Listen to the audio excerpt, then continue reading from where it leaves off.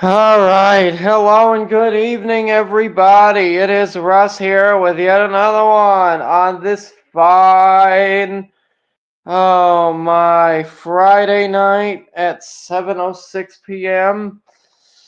I figure, yeah, why don't we take a minute here and go and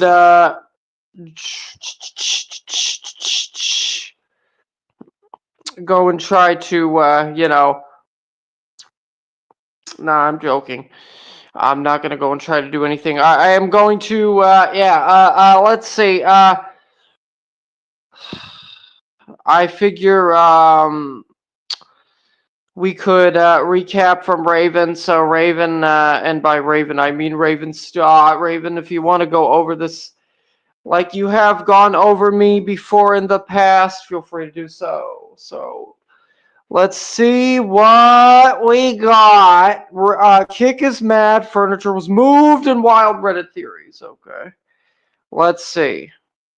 Oh my god, hi, how's everybody doing on this fine Thursday? Ooh, day before Valentine's Day. Hmm. I was thinking of doing a fun little show. You know what? I ain't got no Valentine. You know why? You know why? Because dun dun dun.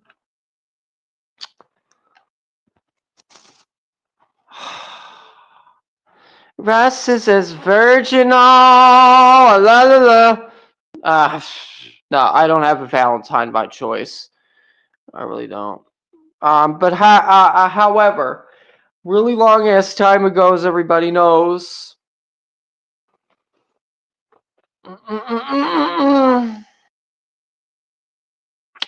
I did have a Valentine, but I'm not going to say who my Valentine was because people just don't want to hear about this person anymore. So yeah. All right, here we go. Let's continue. Stream tomorrow about like the origins of Valentine's Day, maybe the Chicago St. Valentine's Day massacre. Mm-hmm. I've got some playlists. I'll think about it. We'll see. We'll see how I feel. It is cold and Hey, I'd like to know one thing. Uh, Raven, this is a question I got for you. I'm not sure if you saw on Twitter or not, but I did like a notes thing, and I'd like to know what your take is on this. What do you think of me finally going ahead and deciding to do my due diligence and fulfill my legal obligation to call to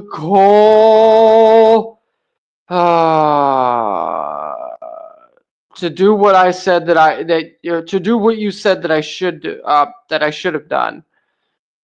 What do you think about that? What do you think about that? I was having a very hard time because like with them, they have more than one. Unfortunately, more than one like dispatch center, so you have to fucking listen to like an automated system. And then the lady that I ended up speaking with put me on hold, and it took me way too damn long to get to actually talk to somebody. So that's why it was so frustrating. But it's okay because in the end, it was worth it. So yeah. They had informed me that the information that I gave to them will be forwarded to whose family members. So Russ took care of it. So I don't want to hear Russ doesn't see her as a person, as a human being. He only sees her as a sex object. No, that's not true. That's not true. If that was the case, I wouldn't have bothered fucking calling over there. Spending over an hour on the phone with a lady who's very nice, by the way. Let's continue. snowy and rainy here, and my head feels great. Oh, yeah. Just like every day I have a headache. Good heavens. Julie, thank you so much. Thank you for being a member for 18 months. Hello. Thank you for being here. I hope it's nice and quiet. Good on Russ for finally being a man. for me and tell him I love him. Mm-hmm. Julie has the cutest dog. Mm-hmm. I see Div, Chef My Coop, Gata, Andy, Mm-hmm. Silvael, Julie. Oh, the regular crowd shuffles in. Show the screenshots. Okay, this is 2 hours. I am not sitting through 2 hours of this. Show it. Show the screenshots. All right. Yeah. Okay. And let's see. Let me go ahead and now that I'm done with that, I suppose we could react to Becky now. Okay. I don't know. I don't think Russ ever met this girl. Hmm. All right. Enough with that. Okay. So Becky did something really. By Becky I mean kind of good, kind of Beck, Amberlynn's ex.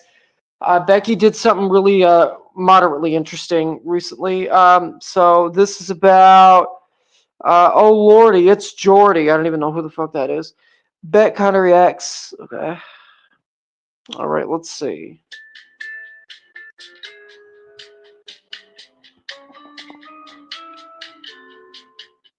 Hey guys, welcome back. Today I'm going to be reacting to Oh Lordy, It's Jordy's Amberlynn and Beck Season 4 Q&A. I Go haven't right watched ahead. this video beforehand, so this is going to be my first impression of it. Just like the Mr. Snowflake video, I'm going to be trying to answer as many questions as possible. But if there's Go anything ahead. I'm uncomfortable with, then I will skip over it and let you guys know. I want to thank Oh Lordy, It's Jordy for getting these questions together and making this video for me to react to.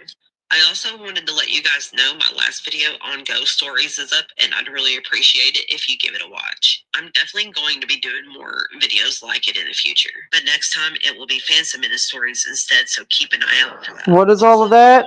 Wait. I'm definitely going to be doing more videos like it in the future. I'll try to read some of what she showed.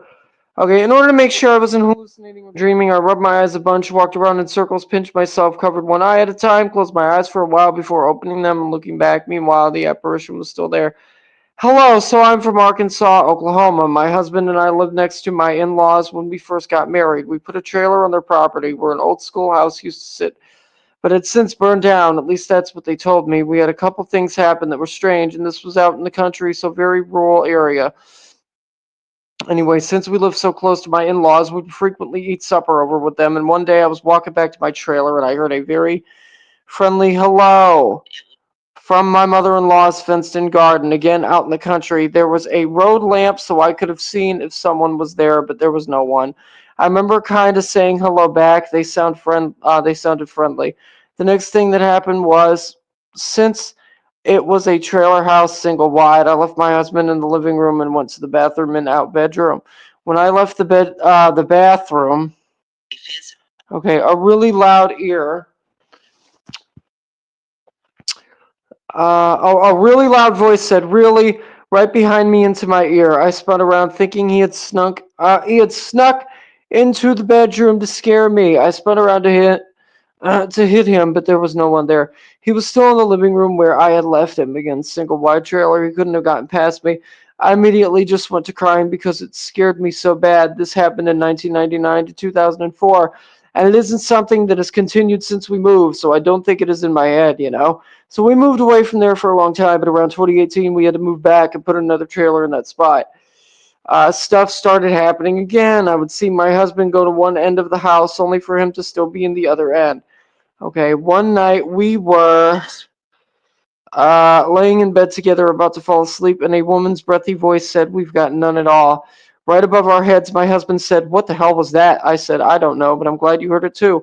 Apart from my mother-in-law calling me to tell me my husband, um, calling me to tell my husband and my son to get inside because it had just started snowing that night, and she heard them playing out in the snow. I informed her they had been in bed for over an hour at that point. Okay. All right. I suppose that's it. Actually, never mind. No, I'll continue with Beck. I meant to say that's it for what I'm going to read, or continue with Becky. Ah. So keep an eye out for that. Also, I'm going to go live today, 7 p.m. Eastern Standard Time. So look out for that. All right, Beck. Kinda reacts. Hey, hi, how are ya? I think I could pull that off more if I had pink hair and looked like Voldemort. Never mind. So this is going to be the video that Beck will receive to react to if they so choose to do so. Oh, great. Recently been Oh, wait, it's about Amberlynn? Oh, yeah. To reaction channels and getting the community involved in asking questions that they have always wondered what occurred during what I refer to as season 4 of Amberlynn Reid. So let's just get started, Beck. These are coming straight from my community, and on my behalf, it'll go through the Jordy filter, so to speak.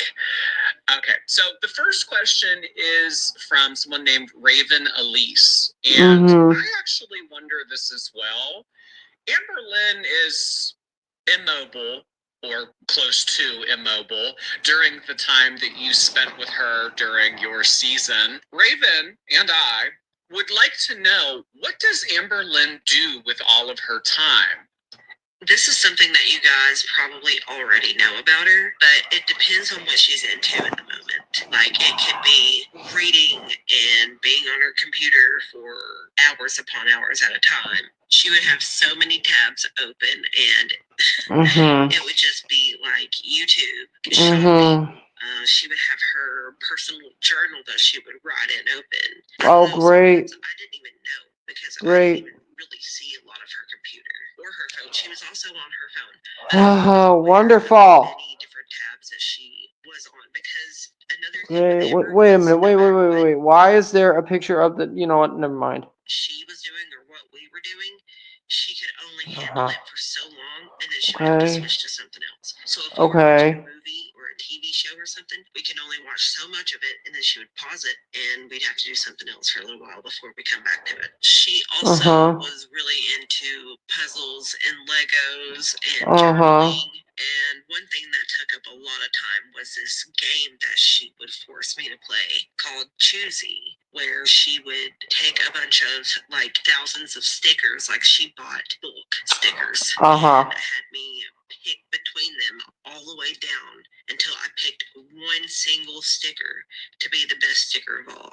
And she made me do this with buttons and earrings, calendar pages. She would buy a bunch of small calendars and tear the pages out, and then have me pick between the pictures down to which one I liked the most. And Croc Charms, she would make me play choosy between Croc Charms, and she didn't even own a pair of Crocs.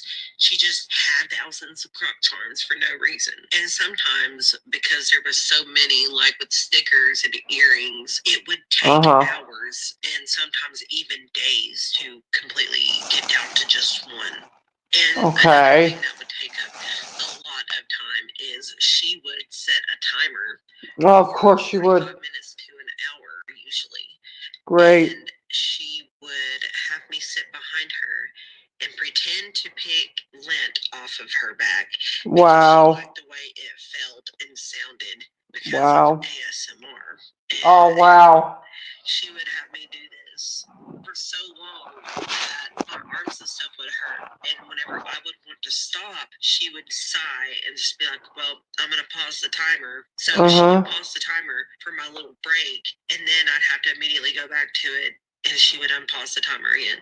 Sometimes I would catch her. Great. Fantastic. Because she would want me to do it for longer. Next up, we have a question from Gracie. I don't know if that's a reference to a specific animal, but Gracie asked this question. Gracie wants to know, when did the relationship between you and Amberlynn go from bad to worse? I know that people tend to probably right in the middle of it. When they first get into relationships and slowly leak out the toxicity as they get along. So at what point did you realize, oh God, I'm in too deep, or oh God, the honeymoon phase has definitely worn off? In the beginning, things were all right, but there were some signs of her being controlling. Then it got worse whenever we moved in together, and then even worse whenever I quit my job and started taking care of her and quote unquote working for her full time. So I feel like that was when I definitely felt like I was too deep in to leave. Princessa would like to know, were there ever times during when you were in renal failure that you felt unsafe to drive, whether it be to how you felt from your condition or from being heavily medicated? That heavily medicated. And demanded that you go get her fast food, went to Walmart, run her errands. Were there ever times where you felt this is not a good idea, but if I don't do it, it will unleash the beast, so I better do it?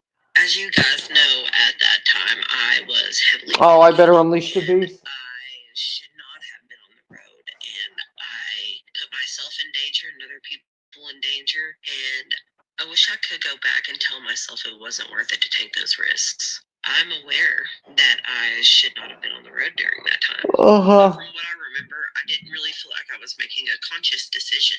I just knew that I felt bad, but I wasn't sure what was causing it at the time. I was afraid to leave, but I was being pressured to take care of others, specifically Amber's needs. Oh, fantastic. Now that I had a choice, at the time I felt like I didn't, and I will always regret that. Peyton Ford asks, how long was the mattress? At the time you felt like you didn't have a choice to do what? To be in a relationship with Amber Lynn? Or what's the other stuff?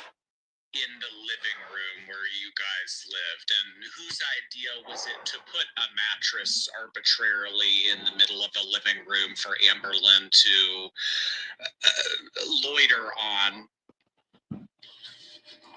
It was over a period of, I want to say, about 2 years. Whenever she would want to hang out in the living room, I would have to drag the mattress out. And when we were done hanging out, I would have to drag it back into the spare bedroom. It wasn't the bed that we slept on. It was my bed from before we were together, and it stayed. Oh, great. So it didn't stay there. Absolutely wonderful. But I did drag it back and forth for many days over the course of many days, many nights. And it was because she would get uncomfortable sitting on the couch because her ankles would swell, and it would just be more comfortable for her to be able to stretch her legs out. And there were also other reasons that I won't disclose. Ryan Mars asks, was there ever a point during your relationship with Amber Lynn when you guys were still going on double dates with Destiny and Dana that Destiny kind of tried to give you hints or kind of suggest to you that being in a relationship with Amber wasn't a good idea, or say something along the lines of encouraging you to get away from Amber? No, she never really nudged me or tried to get me to do that or anything, but there were plenty of times where she would look at me and be like, I don't know how you put up with her. And they would also bicker and argue a lot when they would be around each other. It was just how their dynamic was too. Right. So there's a person that typically comes onto social media and creates a little bit of an uproar every so often by the name of Annie Doran. Would you mind discussing a little bit? Oh, really? Okay, yeah, I have no clue who that is. In relation to Annie Doran and any of the claims that Annie Doran has made that you are aware of? So this is a question that I've wanted to address for a while, but I wasn't sure how to approach it. I do see her comments here and there, and it does make me uncomfortable to see her still talking about my mom. So oh, wow. I got a hold of my mom because my mom was selling wreaths that she made, and she asked Amber to advertise them on YouTube, and she did. So Anne got a hold of my mom and bought a wreath from her, and she just continued to talk to my mom after that as if she wanted to be friends with her. And my mom thought she really wanted to be friends, but the more she talked to her, the more my mom realized that Anne was only in for it for Amber. She was obsessed with Amber, and she wanted to know everything about Amber. And because my mom and Amber weren't getting along at that point, my mom did say some things to Anne about Amber, which you guys hadn't seen in that screenshot with those voice notes. But there was she would say negative things about me to my mom, and it felt like she was trying to come between me and my mom.